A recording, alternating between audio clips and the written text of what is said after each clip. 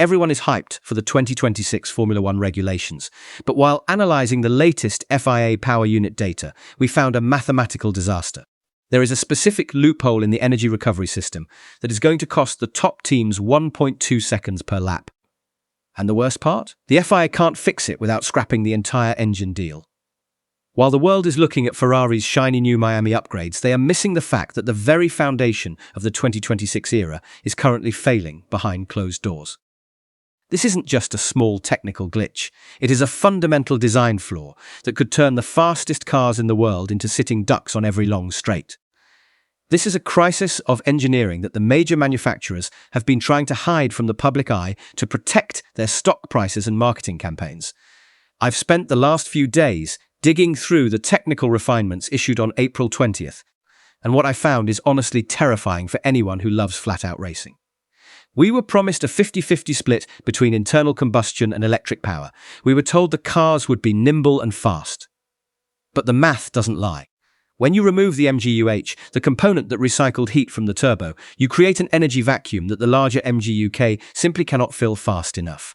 In simple terms, the cars are running out of juice before they even reach the end of the straightaway. The simulation data suggests that the harvesting rates are so inefficient that drivers will be forced into a state of perpetual battery management rather than actual wheel-to-wheel combat. This technical oversight is being called the 1.2-second mistake, because that is the exact performance delta identified in the secret simulation runs, conducted by 3 of the major power unit suppliers. The problem hits home when you look at the recent simulations. Engineers are discovering that at high-speed tracks like Monza, Spa, and even the upcoming Miami layout, drivers will be forced to lift and coast on the straight just to recharge the battery for the next corner. Imagine Lewis Hamilton or Max Verstappen having to back off the throttle at 300 km per hour because the computer says the battery is dead. It's a nightmare scenario that is fundamentally changing the way teams are looking at their 2026 chassis designs. The tension in the paddock is reaching a breaking point, because if this isn't resolved, the pinnacle of motorsport will look more like an economy run than a Grand Prix. We are seeing a massive internal conflict between the aerodynamicists and the powertrain engineers. The aero team wants less drag, but the engine team needs massive air intake to cool the batteries that are working 4 times harder than they were ever designed to. The situation is desperate. The FIA recently tried an emergency patch by reducing the maximum recharge limit from 8 megajoules down to 7.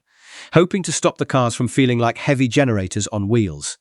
But all this did was expose the gap even further. The teams are now locked in a secret war with the regulators because the manufacturers have already spent billions on these engine designs. To fix the 1.2-second deficit, they would need to redesign the entire cooling and harvesting architecture. A move that would bankrupt the smaller teams and delay the 2026 season entirely. This is the hidden reality that nobody wants to talk about on the official broadcasts. They want you to believe everything is on track, but the telemetry from the dyno tests tells a completely different story. We are looking at an era where the software will matter more than the driver's right foot.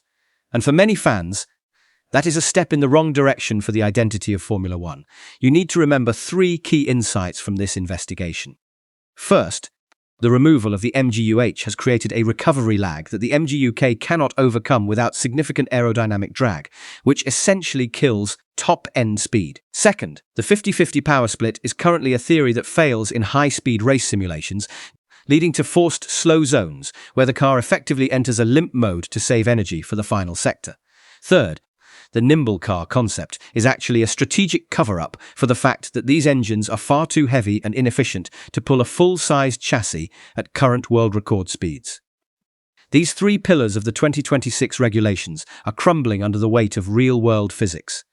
If the FIA continues to ignore the data, we might be witnessing the end of the fastest era and the beginning of a significantly slower, more controlled version of racing that prizes efficiency over raw adrenaline and mechanical courage.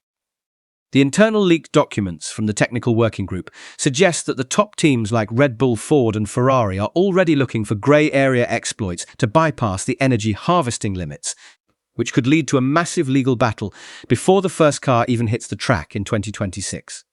This isn't just about lap times, it's about the technical soul of the sport.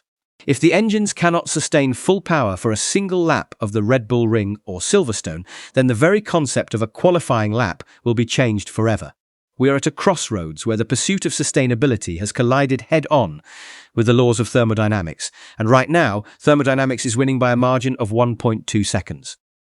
This is the engine failure that the mainstream media is too afraid to report on because of their commercial ties to the manufacturers.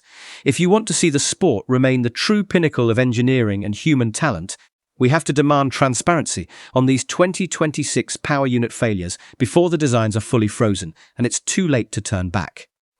We need to push for a regulation adjustment that allows for better energy recovery without sacrificing the spectacular speed that defines F1. Hit the subscribe button and turn on notifications for Formula Redline, because we are tracking every leaked telemetry file and every whispered conversation from the Miami paddock to see who is actually solving this crisis and who is just hoping it goes away. We are your eyes and ears inside the technical departments of the grid. You won't want to miss our next video where we reveal the secret anti-Ferrari clause hidden in the latest FIA technical directive that could change the 2026 grid forever and leave one major team completely stranded. The drama is just beginning, and the stakes have never been higher. Stay tuned, because the real race is happening in the data. Formula Redline, signing off.